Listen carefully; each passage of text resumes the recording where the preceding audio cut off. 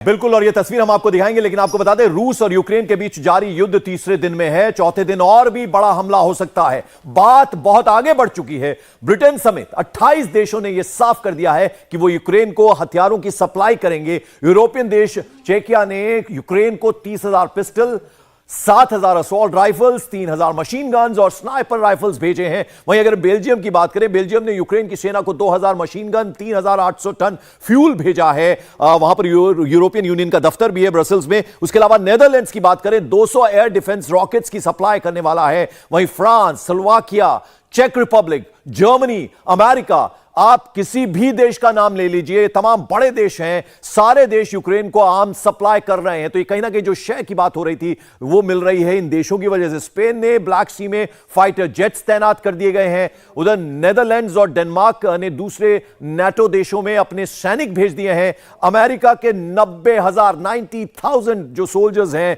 सैनिक हैं, इस वक्त भी यूरोप में तैनात हैं। और इसी हफ्ते अमेरिका 7,000 एडिशनल ट्रूप्स को भी जर्मनी में डिप्लॉय करेगा। और नेटो में शामिल तमाम जो 30 कंट्रीज हैं रूस के खिलाफ लामबंद हो चुके हैं। यानी कहीं ना कहीं एक संदेश देने की कोशिश में जुटे हुए हैं पुतिन को, रूस को। दुनिया के 100 मुल्कों में हड़कंप मचा हुआ है कि ये 30 देश क्या करने वाले हैं, क्या करेंगे। क्या रूस पर असॉल्ट होने वाला है, फाइनल असॉल्ट? क्या अगले कुछ घंटों में वर्ल्ड वॉर का काउंटडाउन शुरू होने वाला है? यह रिपोर्ट देखिए और समझिए।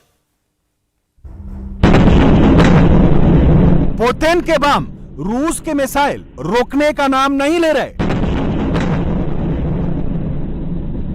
यूक्रेन पर रूसी हमले का तीसरा दिन बेहद भीषण।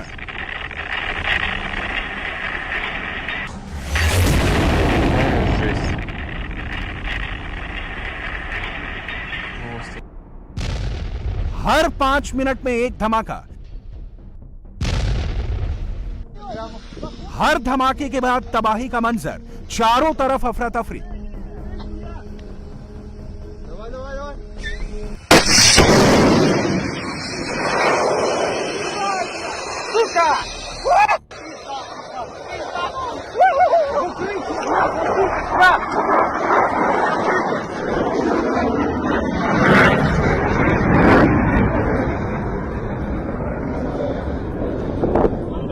पुतिन की सेना आगे बढ़ रही है, लगातार हमले कर रही है।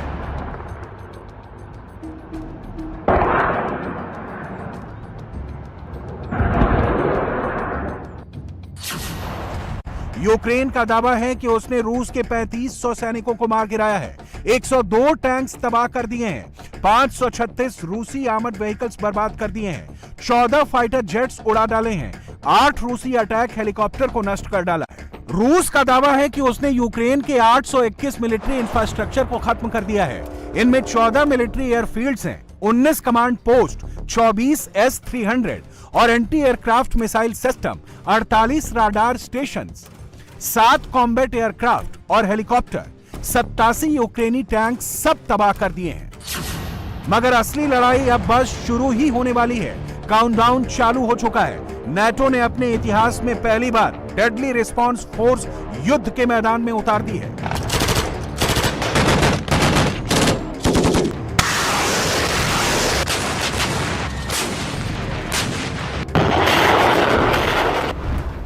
अमेरिका के 20 अपाचे अटैक हेलीकॉप्टर्स यूक्रेन की राजधानी कीव से सिर्फ 1000 किलोमीटर की दूरी पर यूरोपियन देश लात्विया में लैंड कर चुके हैं।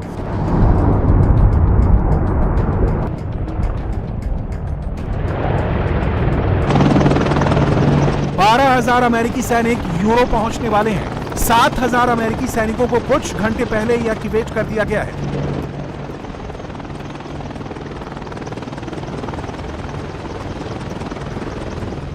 ब्रिटेन ने भी कीव से 1000 किलोमीटर दूर यूरोपियन देश एस्टोनिया में अपनी रॉयल टैंक रेजिमेंट भेज दी है। British soldiers, British tanks, military equipments का ये वीडियो बहुत कुछ कह रहा है। तो क्या नाटो देशों के तेवर, उनका फौजी लश्कर ये बता रहा है कि अगले कुछ घंटों में रूस पर हमला होने ही वाला है?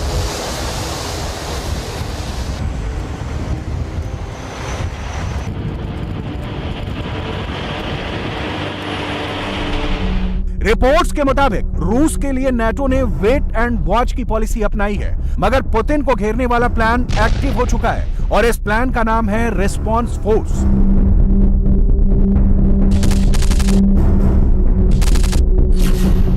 नेटो के रिस्पॉन्स फोर्स में अलग अलग देशों के 40,000 सैनिक शामिल हैं। इनमें जमीन पर, हवा से, समंदर से और स्पेशल ऑपरेशंस को अंजाम देने वाले सोल्जर शामिल हैं, जो बहुत ही शॉर्ट टाइम के भीतर किसी भी लोकेशन पर डिप्लॉय हो सकते हैं। करंट सिचुएशन यह है कि नेटो ने 100 से ज्यादा फाइटर जेट्स, 120 युद्धपोत 30 अलग अलग लोकेशंस पर हाई अलर्ट मोड में स्टैंड बाय पर रख दिए हैं। लेकिन अगर आप ये सोच रहे हैं कि नेटो रूस पर यूक्रेन में घुसकर हमला करेगा, तो ऐसा नहीं है। मामला बहुत पेचीदा है, डिटेल में समझना जरूरी है।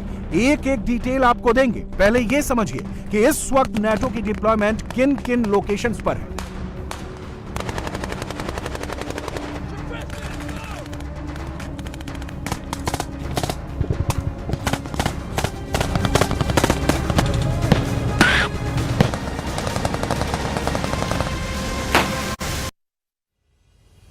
रूस यूक्रेन क्राइसिस के बीच नाटो की 1000 से ज्यादा फोर्स एस्टोनिया में तैनात है। 1,500 से ज्यादा लात्विया में मौजूद है। 1000 से ज्यादा लिथुआनिया में है। यहां अमेरिकी सेना के जवानों की भी तैनाती है। 1000 से ज्यादा नाटो फोर्स पोलैंड में तैनात है। यहां 5,500 अमेरिकी सैनिक भी हैं। रोमानिया में करीब 5,000, सेंट्रल और साउथ ईस्ट यूरोप के लिए 4,000 सैनिकों का new battle group Romania, Bulgaria, Hungary, Slovakia में तैनात है। इस तरह कुल मिलाकर नेटो रिस्पॉन्स फोर्स के 40,000 जवान किसी भी सिचुएशन को हैंडल करने के लिए रेडी हैं। इसके अलावा पोलैंड में अमेरिका ने 3,000 एडिशनल फोर्स तैनात कर रखी है। अगर रूस अपनी जिद पर अड़ा रहा, सिचुएशन आउट ऑफ कंट्रोल हुआ और ना चाहते हुए भी नेटो देशों की सेनाओं को युद्ध के मैदान में उतरना पड़ा, तो अलग अलग देशों की 35 लाख सेना डायरेक्ट इन्वॉल्व हो सकती है। नेटो रिस्पॉन्स फोर्स में 30 देशों के बेहतरीन सैनिक तैनात होते हैं। बड़ी बात यह है कि इस रिस्पॉन्स फोर्स में एक सैनिक की तैनाती सिर्फ 12 महीने के लिए ही होती है। यही कारण है कि सभी देशों के चुनिंदा सैनिक पूरा जी जान लगाकर नेटो में अपनी सर्विस को अंजाम देते हैं। इन सैनिकों को रूस के लिए सीधे तौर पर बड़ा खतरा माना जा रहा है। अगर ये फोर्स यूक्रेनियन राजधानी कीव की सुरक्षा के लिए तैनात की जाती है, तो यूक्रेन को बड़ी सैन्य मदद मिल जाएगी। रूस चाहकर भी इस फोर्स से सीधे भिड़ने से पहले 10 बार जरूर सोचेगा, क्योंकि कोई भी एक देश अपने 30 दुश्मन देशों से भिड़ने के बारे में नहीं सोच सकता।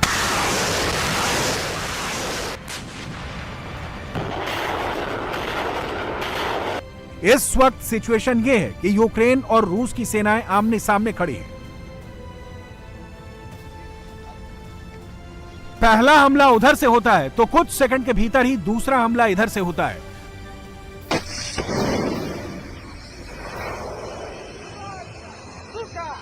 मगर दिक्कत यह है कि नेटो सेनाएं चाहकर भी पुतिन के इरादों पर बम्बार्डमेंट नहीं कर सकती हैं, और इसके पीछे की एक बहुत बड़ी वजह है कि यूक्रेन नेटो का सदस्य देश नहीं है।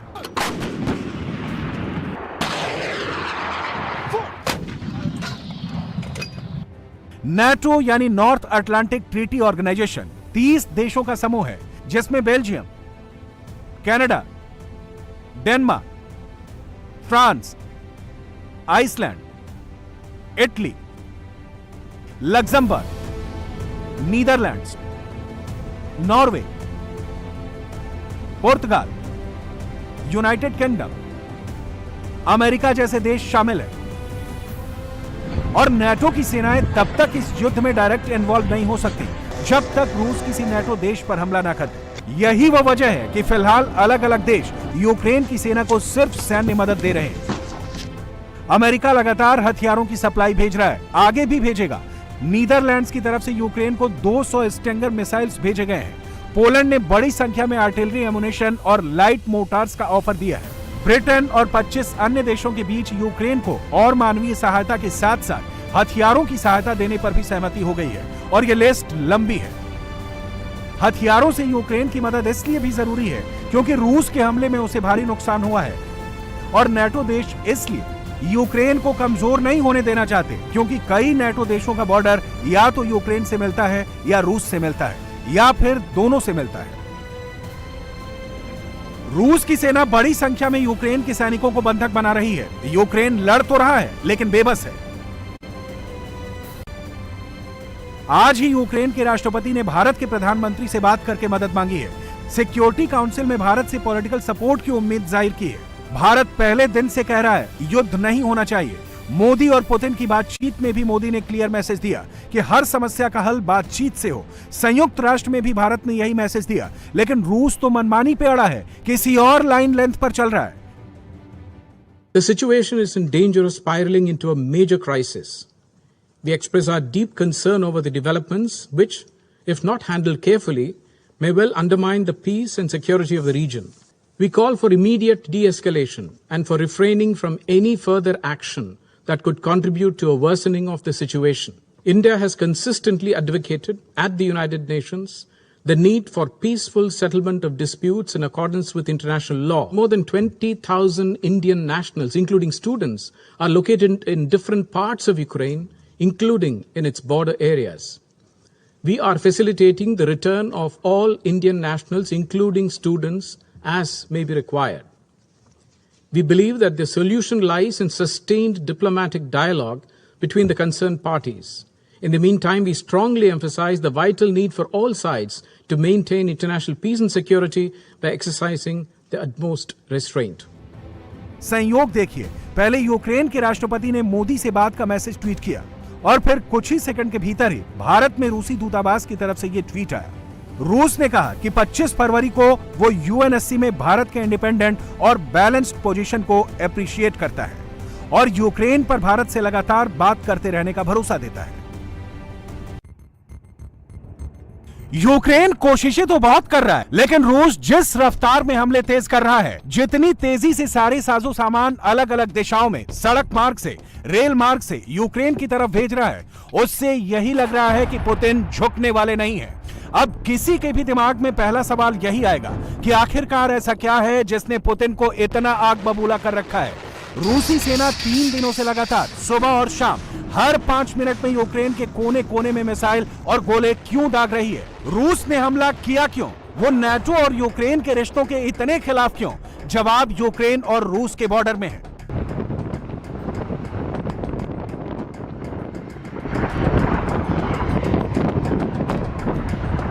यूक्रेन का बॉर्डर ऐसा है कि एक बार बॉर्डर क्रॉस करने के बाद मॉस्को बहुत आसानी से पहुंचा जा सकता है।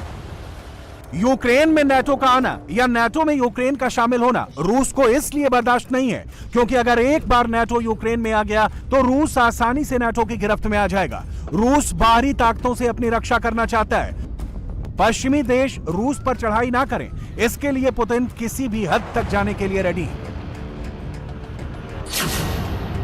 अगर आप यूक्रेन को देखेंगे तो यूक्रेन का लगभग आधा हिस्सा रशियन माना जाता है।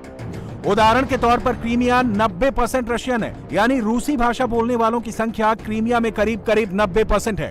डोनबास रीजन में रूसी भाषा बोलने वाले लोगों की आबादी करीब 70% है। पुतिन ने सबसे पहले 2014 में क्रीमिया को रूस में शामिल किया। इसके बाद यूक्रेन के अलगाववादी नेताओं ने आजादी का मुद्दा उठाया, जिसे पुतिन ने सपोर्ट किया, यानी यूक्रेन के जिन इलाकों में अलगाववादियों का कब्जा था उन इलाकों को रूस का पूरा समर्थन था। और जिस इलाके को आप डोनबास के नाम से जानते हैं वो पूर्वी यूक्रेन का वो हिस्सा है जिसे अलगाववादी और रूसी सेना कंट्रोल करती है। रूस ये चाहता है कि ना तो यूक्रेन नाटो को ज्वाइन करे, ना जॉर्जिया नाटो में शामिल हो। साथ ही साथ रूस की एक बड़ी डिमांड ये भी है कि उसे सिक्योरिटी की गारंटी मिले। पुतिन का क्लियर कहना है कि नाटो के मिसाइल रूस के आसपास भी ना फटके। अगर ऐसा हुआ तो रूस भी अपनी मिसाइल अपने इलाके में पीछे की तरफ ले जाएगा। रूस का कहना है कि नाटो अपने सारे मिलिट्री इंफ्रास्ट्रक्चर को सभी नाटो देशों से हटाए या पीछे ले जाए, लेकिन नाटो ऐसा करने को तैयार नहीं है।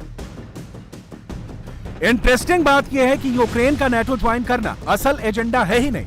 क्रीमिया रूस के कब्जे में है। जिस भी देश का किसी दूसरे देश के साथ डिस्प्यूटेड टेरिटरी का मुद्दा है वो ऐसे ही नाटो ज्वाइन नहीं कर सकता। ये खुद नाटो का प्रिंसिपल है, यानी जब तक क्रीमिया रूस के कब्जे में है टेक्निकली यूक्रेन नाटो ज्वाइन कर ही नहीं सकता है। ऐसे में पुतिन का यूक्रेन पर बम गिराना किसी बड़े प्लान का हिस्सा लगता है। नाटो तो सिर्फ एक जरिया लग रहा है, इरादा कुछ और है। कहीं एक बड़ी वजह यह तो नहीं है कि कमजोर पड़े अमेरिका की जगह रूस लेना चाहता है। वो अपनी खोई हुई प्रतिष्ठा हासिल करना चाहता है और पुतिन को दुनिया का सबसे शक्तिशाली राष्ट्रपति घोषित करना चाहता है। इस संभावना से इनकार नहीं किया जा सकता, इसलिए अगले कुछ घंटों में कोई बहुत बड़ा हमला भी हो सकता है। और आपको बता दें, इस वक्त खास मेहमान हमारे साथ स्टूडियो में जुड़ गए हैं मेजर जनरल संजय मेस्टन। आप इंडियन आर्मी के कमांडो इंस्ट्रक्टर रहे हैं, यूएन मिलिट्री ऑब्जर्वर भी रह चुके हैं अफगानिस्तान में। सर, बहुत बहुत स्वागत आपका इंडिया टीवी पर। अब जरा हम मैप के जरिए समझने की कोशिश करते हैं कि इस वक्त जो स्थिति बनी हुई है यूक्रेन में, वो किस तरह की स्थिति है। सर, हम चाहेंगे, देखिए आपके स्क्रीन पर इस वक्त आप यूक्रेन का मैप देख रहे हैं और सबसे पहले फोकस कीव पर है, क्योंकि रूस की कोशिश है कि जल्द से जल्द कीव को हासिल किया जाए। सर, पोलैंड, हंगरी, रूस और ये वो इलाके हैं जहां जहां संघर्ष चल रहा है। क्या तस्वीर आपको उभरती हुई नजर आ रही है? कब तक रशिया कीव पर फतह पालेगा? देखिए, ये बोलना बहुत मुश्किल है कि कब तक रशिया कीव पे फतह पालेगा। इसके कई कारण हैं।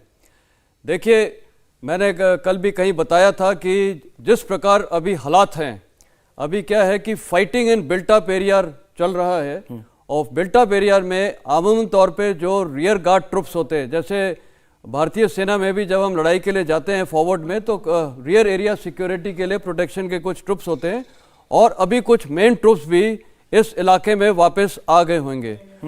इनका क्या है, बेसिकली ये अभी स्ट्रीट्स में और खासकर इमारतों में छिप के फायर करेंगे एडवांसिंग फोर्सेस पे। सर, मारियापोल से क्रिमिया के रास्ते मारियापोल पे रूसी सेनाएं घुसी थी, खार्किव से आगे घुसी और कीव तक पहुंची हैं, ओडेशा के नेवल कैंप को भी किया है। तो इस मैप को अगर हम देखें, नीचे ब्लैक सी आपको दिखाई दे रहा होगा। हंगरी और पोलैंड वो स्टेट्स हैं जो नेटो के साथ हैं। अब 30 स्टेट जो नेटो के साथ है वो कम से कम कह रहे हैं कि हम सप्लाईज रखेंगे। तो क्या सूरत हाल नजर आ रहा है इस नक्शे में? क्या कुछ बदलाव हो सकता है और क्या तस्वीर उभरती नजर आ रही है? बिल्कुल सही है जो आपने बॉर्डरिंग स्टेट्स बताए, जैसे पोलैंड है, स्लोवाक है, हंगरी है, रोमानिया है, और नीचे स्लोवाकिया भी है। तो इन मोल्डोविया तो इनमें क्या है कि ये जितने भी देश हैं, इनके थ्रू जो भी है, नाटो डायरेक्ट इन्वॉल्वमेंट तो नहीं कर रहा है, लेकिन उसके जो आर्म्स, एम्यूनिशन और ये बाकी मदद है वो 100% जारी होगी। इसको ब्लॉक करने के लिए रशियन ट्रुप्स की ज़रूरत है, और मेरे को लगता है कि रशियन ट्रुप्स इतने बड़े बॉर्डर को हर जगह डिप्लॉय नहीं कर सकते हैं। तो हथियार और बारूद जो जा सकते हैं वो इन बॉर्डर से चुपचाप जा रहे होंगे। तो ये शायद लड़ाई अभी एक इंसर्जेंसी का भी मोड ले सकती है। जनरल मेस्टन, चूंकि हम ये पूरा मैप दिखा रहे हैं कि किस तरह से कीव जो कैपिटल है, उसके अलावा खार्किव, लुहान के साथ है, वो कम से कम कह रहे हैं कि हम सप्लाईज रखेंगे। तो क्या सूरत हाल नजर आ रहा है इस नक्शे में? क्या कुछ बदलाव हो सकता है और क्या तस्वीर उभरती नजर आ रही है? बिल्कुल सही है जो आपने बॉर्डरिंग स्टेट्स बताए, जैसे पोलैंड है, स्लोवाक है, हंगरी है, रोमानिया है, और नीचे स्लोवाकिया भी है। तो इन मोल्डोविया तो इनमें क्या है कि ये जितने भी देश हैं, इनके थ्रू जो भी है, नाटो डायरेक्ट इन्वॉल्वमेंट तो नहीं कर रहा है, लेकिन उसके जो आर्म्स, एम्यूनिशन और ये बाकी मदद है वो 100% जारी होगी। इसको ब्लॉक करने के लिए रशियन ट्रुप्स की ज़रूरत है, और मेरे को लगता है कि रशियन ट्रुप्स इतने बड़े बॉर्डर को हर जगह डिप्लॉय नहीं कर सकते हैं। तो हथियार और बारूद जो जा सकते हैं वो इन बॉर्डर से चुपचाप जा रहे होंगे। तो ये शायद लड़ाई अभी एक इंसर्जेंसी का भी मोड ले सकती है। जनरल मेस्टन, चूंकि हम ये पूरा मैप दिखा रहे हैं कि किस तरह से कीव जो कैपिटल है, उसके अलावा खार्किव, लुहांस्क, डोनेट्स्क, मारियापोल और चेर्नोबिल, उस पे तो न्यूक्लियर प्लांट पे एक तरह से कब्जा पहले ही कर लिया था। अब आपसे जानना चाहेंगे, जो तमाम दिशाओं से होकर पहुंच रहे हैं, सबका जो टारगेट है रूसी फौज का वो है कीव तक पहुंचना। तो शायद इसीलिए टाइम लग रहा है, क्योंकि अब आज तीसरा दिन है और ये काफी वहां तक पहुंचने में वक्त इसीलिए लग रहा है शायद। देखिए, कीव एक कैपिटल सिटी है, तो हकीकत में वो बहुत ही बड़ी सिटी है, और आपको पता है वो नाइपर रिवर भी उसके साउथ में है, और दूसरी तरफ दूसरी एक और सिटी है जी। तो इससे साफ ये बात निकलती है कि इसको कैप्चर करना बहुत ही मुश्किल है। देखिए, रशिया के पास दो तरीके हैं। एक तो सीधे वो प्रेसिडेंशियल पैलेस या जहाँ पर भी इनके हेडक्वार्टर्स है, जो कमांड कंट्रोल है, वहाँ पहुँचे, लेकिन वहां पहुंचना भी उनके लिए काफी मुश्किलात हो सकती है। ये जो ग्राफ है, सबसे पहले उसको समझा देते हैं। जहां पंकज खड़े हैं, यानी वो पूर्वी इलाका है। लाल मैप जो आप देख पा रहे हैं वो रूस है। यहां रूस की तरफ से खार्किव होते हुए कीव तक का रास्ता तय किया गया है। जहां मैं खड़ा हूं वो पोलैंड है, हंगरी है, जो वेस्टर्न फ्लैंक जिसे कहा जा रहा है। और इसी मैप पर अगर आप देखेंगे तो कीव के अलावा लीव एक इलाका है जो पोलैंड की सीमा पे है, वहां पर भी आज हमले हुए हैं, जिसका सीधा सा मतलब यह है कि जो सप्लाई लाइंस क्रिएट करने की कोशिश की जा रही है वहां पर रूस की कोशिश है उसे डिस्टर्ब किया जाए। सर, लीव तो एकदम पोलैंड की सीमा से लगता हुआ इलाका है और फार वेस्टर्न फ्लैंक जिसको बोलते हैं वहां है, वहां हमला करना और जो ये प्लेज किया जा रहा है कि हम ये मदद करेंगे, उस मदद के एक्चुअल जमीन पर पहुंचने में कितना वक्त लगेगा? देखिए, पहले ये समझना है, जैसे आपने लीव और ये कीव और ये सब खार्किव की जगह बताई है, उनको कैप्चर करना क्यों जरूरी है? उनको कैप्चर करना इसलिए जरूरी है कि ये कम्युनिकेशन सेंटर्स हैं जहां से इनका मेन कमांड कंट्रोल है कीव में। तो यहाँ पर ट्रुप्स भी डिप्लॉयड है इन शहरों की प्रोटेक्शन के लिए, और अगर उसके लिए वो डिप्लॉयड हैं तो जाहिर है कि इनको कब्जा करना है। अब इनको कब्जा करने के लिए उसकी जो लॉजिस्टिक्स है यूक्रेनियन फोर्सेस की, उनको ब्लॉक करना है। दूसरा, अगर कोई रीएनफोर्समेंट्स किसी भी शहर से, चाहे वो लीव हो या कोई भी हो, वहां से अगर कीव की तरफ नेटो की जो सेना है कहां आइए सर, एक बार जरा वो इस ग्राफिक वॉल पे आइए, आपको यहां बुलाते हैं। नेटो की सेनाएं कहां कहां तैनात हैं, आपको वॉल पर ग्राफिक्स के जरिए बताते हैं ताकि आपको एक क्लियर पिक्चर, बिग पिक्चर दिखाई दे। क्योंकि अभी फिलहाल एक्शन भले ही यूक्रेन में हो, लेकिन ये एक्शन पूरे यूरोप में फैल सकता है। अगर आप देखेंगे तो ये यूक्रेन है, यहां पर रशिया है, और अगर बात करें एस्टोनिया, यहां पर 1150 अमेरिकी सैनिक तैनात हैं नेटो के। लातविया, वहां भी अमेरिकन ट्रूप्स तैयार हैं। यहां लिथुआनिया है, यहां भी अमेरिकन ट्रूप्स तैयार हैं। ये तीनों वो स्टेट हैं जो फॉर्मर यूएसएसआर का हिस्सा रहे हैं। यहां रोमानिया में 4000। सर, नेटो ट्रूप्स का यहां होना क्या मतलब समझा जाए? जिस तरीके से रूस जिस सिक्योरिटी की बात करता है, उसको चारों तरफ से नेटो की फोर्सेस घेरती आ रही हैं। जो 1990 में 14 देश थे नेटो में, आज वो 30 हो चुके हैं। जी, ये जो सेना है, पहली बात ये मैं बोलूंगा नेग्लिजिबल है इन देशों में, पर इसका एक कारण है। कारण यह है, एक तो ये सिंबॉलिक डिप्लॉयमेंट है, पर उससे ज्यादा जरूरी है, ये हो सकता है पहले भी थे और अभी भी रहेंगे। पहले जो इनका बेसिक मुद्दा था, इनको ट्रेनिंग देना और साथ ही सप्लाई करना।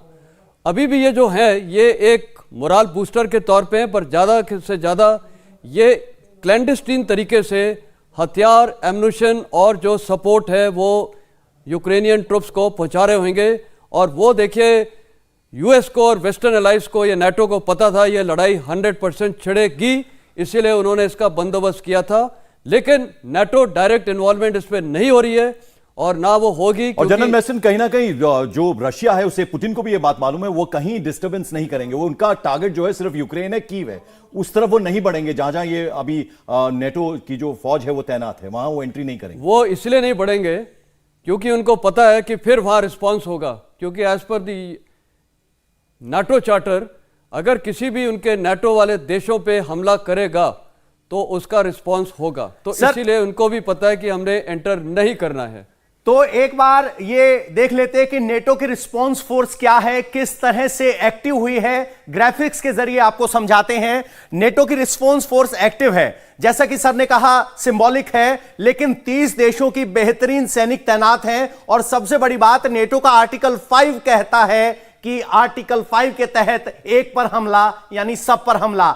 एक सैनिक लगभग 12 महीने रहता है, जान लगाकर अपनी सर्विस देते हैं, मोरल बूस्टर रहता है, और ये फोर्स एक साल में बदलती रहती है। सर, इस बात की कितनी संभावना है कि नेटो का रिस्पांस फोर्स तो हम बता रहे हैं, ये स्नोबॉल कैसे हो सकता है? क्योंकि अगर ये कॉन्फ्लिक्ट यूक्रेन और रूस की आगे बढ़ती है तो क्या ऐसी संभावना है कि एक गोला या एक मिसाइल नेटो कंट्री में जाकर पड़े तो स्थिति कुछ और आउट ऑफ स्पाइरल निकल जाए? देखिए, प्रेसिडेंट पुतिन को पता है कि नाटो के भी कुछ रेड लाइंस हैं और उनकी रेड लाइन बहुत क्लियर है। कोई भी अटैक, और आपने प्रेसिडेंट बाइडेन का भी स्टेटमेंट सुना था कि not 1 inch of territory will be compromised. तो एक बार फिर आपको बता देते हैं कि यूक्रेन के आसपास नेटो की सेना कहां कहां तैनात है। ये मैप पे आप देख रहे हैं, येलो बाउंड्री के अंदर ये यूक्रेन है, रेड इज रशिया, और यहां आप देखेंगे एस्टोनिया, वहां पर सिंबॉलिक तौर पर 1100 के आसपास, 1600 लातविया में है, एस्टोनिया, लातविया और लिथुआनिया, ये वो 3 स्टेट हैं जो फॉर्मर यूएसएसआर का हिस्सा रहे हैं। और पोलैंड, इस वक्त वेस्टर्न फ्रंट पर जो पोलैंड है, यहीं सारे जो रिफ्यूजी हैं वो पहुंच रहे हैं शरण लेने के लिए। रोमानिया है, बुल्गारिया है। तो कुल मिलाकर यूक्रेन के अलावा बाकी सारे इलाकों में नेटो फोर्सेस हैं और रूस ने एक सीमा तय की थी कि यूक्रेन में नेटो नहीं। बिल्कुल, तो हमने आपको जनरल मेस्टन के जरिए हमने समझने की कोशिश की कि कहां कहां ये जो नेटो फोर्सेस हैं वो तैनात हैं। आपको बता दें, दुनिया भर के मुल्क रूस को और यूक्रेन को एक ही सलाह दे रहे हैं, युद्ध रोकें और बातचीत हो। लेकिन गोलियां नहीं रुक रही हैं, मिसाइल नहीं रुक रहे हैं। यूक्रेन की राजधानी कीव में इस वक्त लोग बंकर्स में छिपे हैं। सवाल ऐसे में यह है कि बड़ी महाशक्तियां कर क्या रही हैं? अमेरिका और ब्रिटेन जैसे देश रूस की सप्लाई लाइन काट रहे हैं। पुतिन को झुकाने का एक ही रास्ता है, रूस के पास हथियारों की कोई कमी नहीं है। अमेरिका के बाद रूस ही ऐसा मुल्क है जिसके पास एक से बढ़कर एक हथियारों का जखीरा है, लेकिन रूस के पास पैसा कम है। यह दिक्कत है रूस के साथ। अमेरिका उसी पैसे की सप्लाई लाइन काटना चाह रहा है। यह कितना इफेक्टिव है?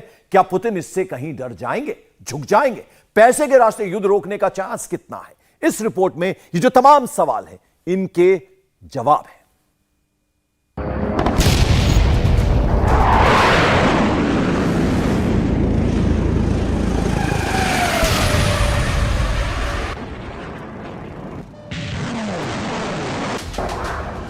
यूक्रेन पर जितने बम गिर रहे हैं, रूस पर उतने ही सैंक्शंस लग रहे हैं। अमेरिका, ब्रिटेन और यूरोपियन यूनियन ने मिलकर रूस पर स्विफ्ट एक्शन लिया है। फिर भी पुतिन को डर क्यों नहीं लग रहा?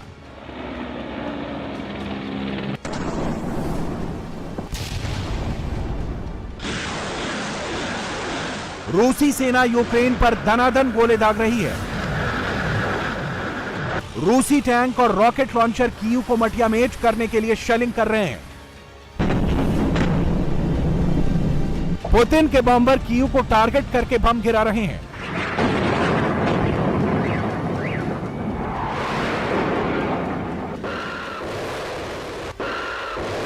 मिसाइल दाग रही हैं। नाटो की सेना रूस की सरहद के पास खड़ी है। फिर पुतिन गोले गिराना बंद क्यों नहीं करते?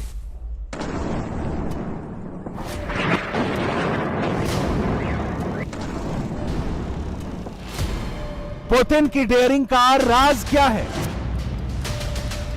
रूस की सैन्य शक्ति पर किसी को शक नहीं है, लेकिन कोई भी युद्ध पैसे के बिना नहीं लड़ा जाता। रूस के पास पैसा कम है। अमेरिका और उसके मित्र देश रूस के पैसे का सर्कुलेशन बंद करने पर आमादा हैं, लेकिन पुतिन पर यह पाबंदियां बेअसर दिख रही हैं। आखिर क्यों? यूक्रेन युद्ध का असली बैकग्राउंड, पुतिन की ताकत का सबसे बड़ा राज यहां है। कच्चा तेल और नेचुरल गैस। रूस की कुल आमदनी का 53% हिस्सा तेल बेचने से आता है। रूस की आमदनी का 13% हिस्सा गैस बेचने से आता है। रूस को होने वाली आमदनी का 55% हिस्सा यूरोप से मिलता है। रूस यूरोप का पावर हाउस है। रूस यूरोप का गैस हाउस है। रूस पर यूरोप की डिपेंडेंसी 40% तक है। इस मैप को गौर से देखिए। किसी नदी की तरह रूस से निकलकर यूरोप के चप्पे चप्पे तक पहुंच रहा यह फ्लो रूस के गैस और कच्चे तेल का फ्लो है। ब्राउन कलर वाला फ्लो रूस के कच्चे तेल की पाइपलाइन है और ग्रीन कलर में रूस के गैस की पाइपलाइन दिख रही है। गैस के लिए यूरोप की 40% निर्भरता रूस पर है। कच्चे तेल के लिए यूरोप 25% तक रूस पर निर्भर है। यूरोप के बड़े बड़े शक्तिशाली देश तेल और गैस के लिए पुतिन पर डिपेंडेंट हैं। तेल और गैस से ही रूस की वॉर मशीन को ईंधन मिल रहा है।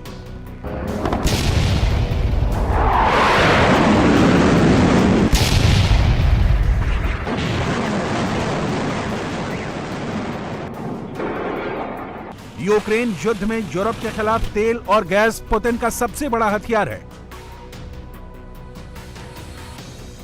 यूरोप के देश इसलिए पुतिन के खिलाफ खुलकर मैदान में नहीं आ रहे हैं।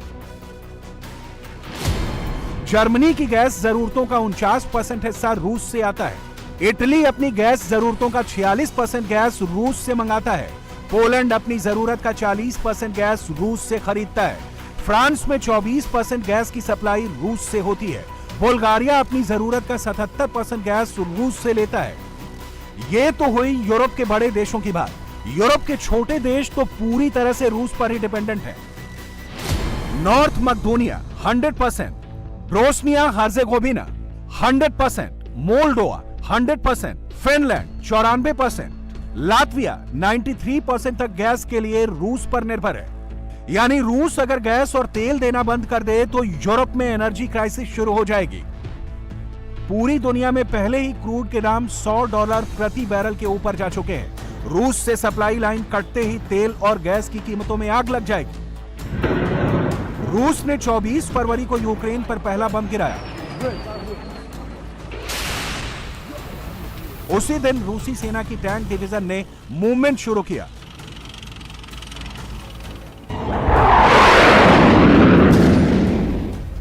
रूसी सेना ने बम, रॉकेट और मिसाइल मार मार कर Kyiv, Kharkiv, Mariupol, Kramatorsk, Odesa, Chernobyl, Uman, Sumy, जेटोमेर और लीविव में धुआं धुआं कर दिया।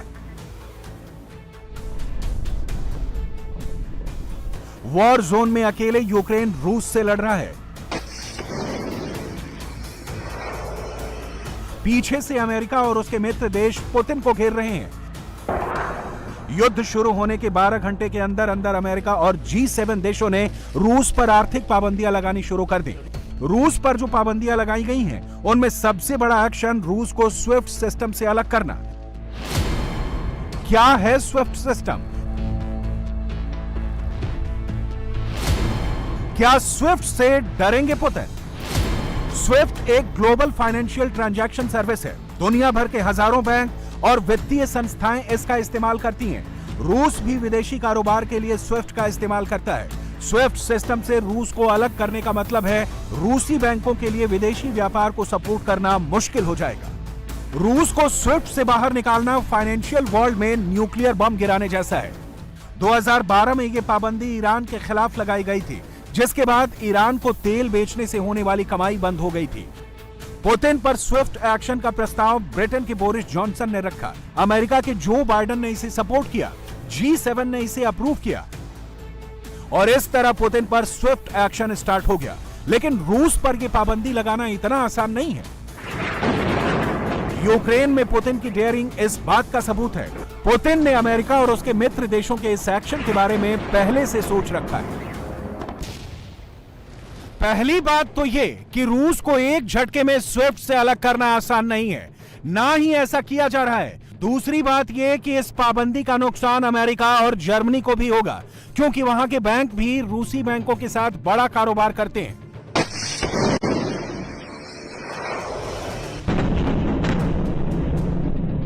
यूक्रेन में युद्ध अब हो रहा है। रूस पर पाबंदियों का इतिहास बहुत पुराना है। ज्यादा पीछे नहीं जाते हैं, सिर्फ 8 साल पहले की बात करते हैं। अमेरिका और यूरोपियन देश 2014 से ही किसी न किसी बहाने रूस पर पाबंदियां लगा रहे हैं, लेकिन रूस पर इसका बहुत कम फर्क पड़ा है। रूस की इकोनॉमी को जो भी झटके लगे, पुतिन ने उसकी कभी फिक्र नहीं की। रूस सऊदी अरब के बाद दुनिया में तेल और गैस का दूसरा सबसे बड़ा एक्सपोर्टर है। ये तस्वीरें 2018 की हैं। व्लादिमीर पुतिन और सऊदी अरब के शहजादे मोहम्मद बिन सलमान के इस मुलाकात के बाद पूरी दुनिया को लगता है कि तेल और गैस की कीमतों को कंट्रोल करने के लिए रूस और सऊदी अरब के बीच एक अंडरस्टैंडिंग बनी हुई है।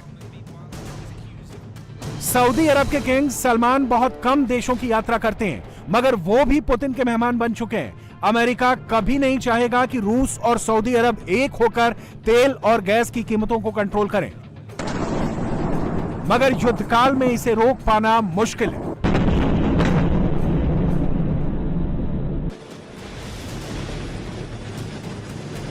रूस यूक्रेन पर दनादन गोले इसलिए दाग रहा है क्योंकि उसकी पावर सप्लाई पर अभी किसी तरह की रोक नहीं है।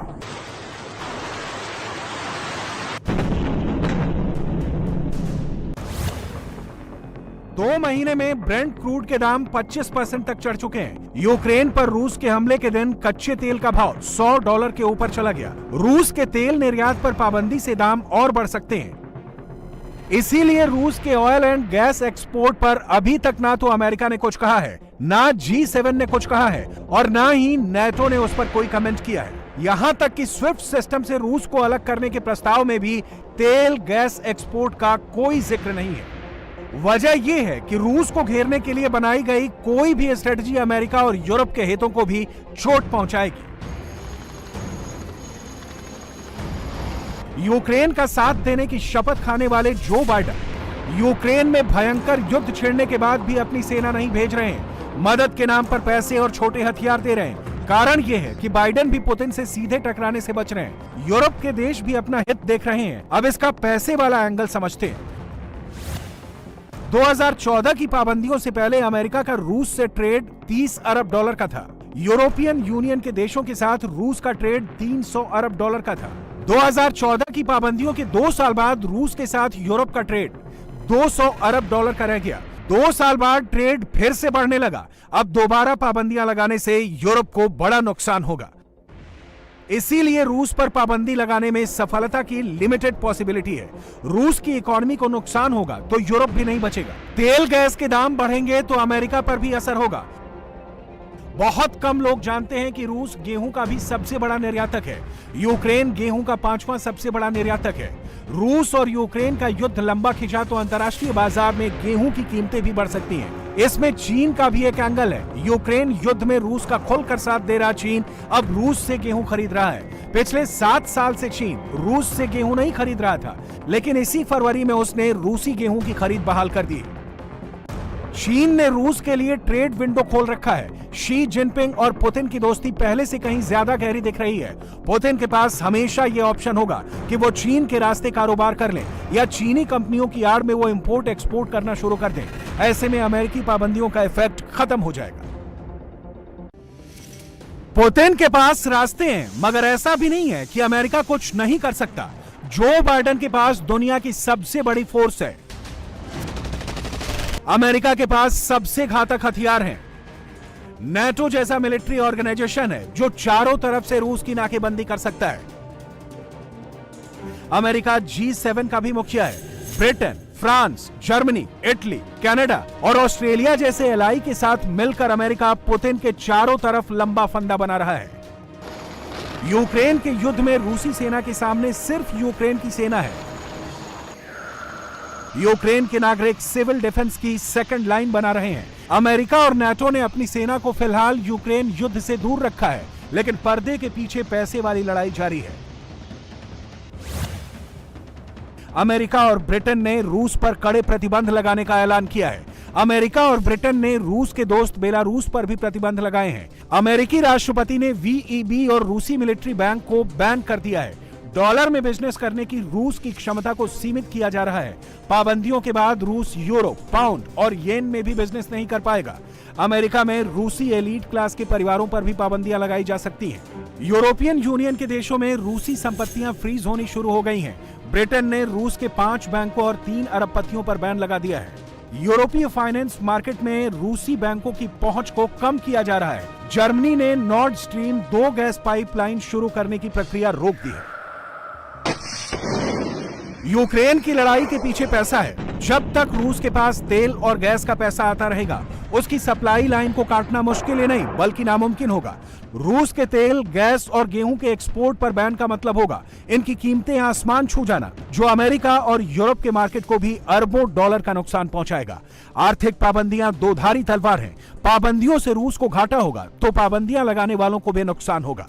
गेहूं महंगा होने से दुनिया भर में अनाज का संकट खड़ा होगा, जो शायद कोई नहीं चाहेगा। पुतिन को फिलहाल पैसे और बाजार को लेकर जरा भी फिक्र नहीं है। 24 फरवरी को जब रूस ने यूक्रेन पर हमला किया तो रूस का शेयर मार्केट 45% तक गिर गया। पुतिन ने इसकी जरा भी परवाह न करते हुए यूक्रेन पर अटैक का लेवल हाई कर दिया। यानी पुतिन को रोकना है तो बाइडेन को कुछ अलग सोचना होगा। और युद्ध के बीच राहत की खबर आ रही है भारतीयों के लिए। रोमानिया से भारतीय छात्र मुंबई पहुंच गए हैं। भारत की एकमात्र ऐसा देश है जो यूक्रेन से अपने लोगों को निकालने में अब तक सफल रहा है। यूक्रेन से रोमानिया के रास्ते एयर इंडिया का स्पेशल प्लेन कुछ देर पहले ही मुंबई एयरपोर्ट पहुंचा है। And as you go back home, please reassure all your who are in Ukraine not to worry, be patient. Today the Honorable Prime Minister spoke to the Ukrainian President also and requested him to keep all Indians safe and secure, to provide safe passage to all your colleagues who are still there.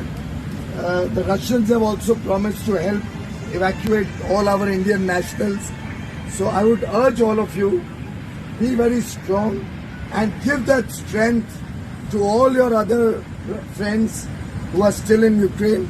Another flight will be coming into Delhi shortly by the morning, and this process will continue. I must thank the Air India crew and the entire Air India crew. They've been wonderful.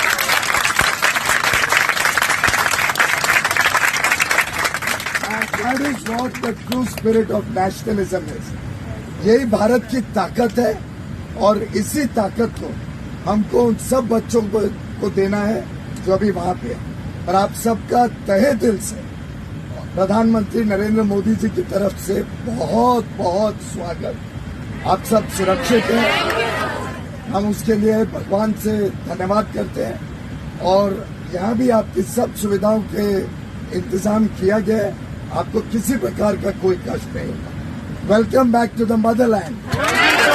तो केंद्रीय मंत्री पीयूष गोयल को आपने सुना, विमान में खुद वो पहुंचे, प्रधानमंत्री ने उन्हें डिप्यूट किया है, वहां स्वागत उन्होंने किया। उन्होंने कहा कि आप सभी छात्रों का भारत में अपने देश में वापस स्वागत है और प्रधानमंत्री बहुत कंसर्न है और आपके जो साथी अभी फंसे हुए हैं उनको भी पूरा लाने के लिए प्रयास चल रहे हैं भारत सरकार की तरफ से। दूसरा विमान सुबह तक पहुंचने वाला है। जनरल मेस्टन, ये बहुत ही राहत देने वाली तस्वीर अभी हम दिखा रहे हैं मुंबई एयरपोर्ट की, जो पहला विमान पहुंचा है एयर इंडिया का स्टूडेंट्स को लेकर। कितना मुश्किल होता है इस तरह से इवैक्यूएट करना, और भारत शायद पहला देश है जिसने अपने छात्रों को लेकर विमान भेजा था और अब उन्हें लेकर आया है यहाँ। और देखिए, पहली बात तो दी गवर्नमेंट ऑफ इंडिया ने बहुत ही अच्छा काम किया है, क्योंकि जो स्टूडेंट्स है और उनके जो पेरेंट्स है वो काफ़ी वरिड होंगे, उसमें कोई शक ही नहीं था। और बेचारे सुप्रीम कोर्ट तक भी गए थे, पर भारतीय गवर्नमेंट ने जो ये करके दिखाया है बहुत अच्छा किया है। हमारे प्रधानमंत्री जी ने प्रेसिडेंट पुतिन से बात किया और फिर वहाँ पर ऑर्गेनाइज किया इंडियन एम्बेसी ने। मैं खुद इंडियन एम्बेसी अफगानिस्तान में रह चुका हूं, तो मेरे को ये थोड़ा तजुर्बा है इन चीज़ों का एज अ मिलिट्री मैन। और ये एक आसान काम नहीं है, इसमें बहुत कोऑर्डिनेशन चाहिए होता है, गाड़ियों का बंदोबस्त करना होता है, थोड़ी सिक्योरिटी का बंदोबस्त करना पड़ता है। तो उस लिहाज से जो भी ये काम हुआ है बहुत अच्छा हुआ है और हमें कोई शक नहीं है कि जो बाकी भी बच्चे हैं उनको भी शीघ्र वहाँ से निकाला जाएगा। और ये जो नेबरिंग कंट्रीज़ हैं, पोलैंड वगैरह, ये हमारी मदद करेंगे उसमें। और एयर इंडिया की जो फ्लाइट है, तो crew of Air India as an organisation and the government of India और embassy, ministry of external affairs, सब ने बड़ा अच्छा काम किया है। And I think the children would be very. और सर, हमारे लिए तो बहुत बड़ी जीत इसलिए भी है क्योंकि यूक्रेन के जो राजदूत हैं इंडिया में, उन्होंने भी बाकायदा जो है वो प्रधानमंत्री नरेंद्र मोदी से बात की थी। इंडिया टीवी हर वक्त हर जगह डाउनलोड करने के लिए सर्च करें India TV news Google play store या ऐप स्टोर पर।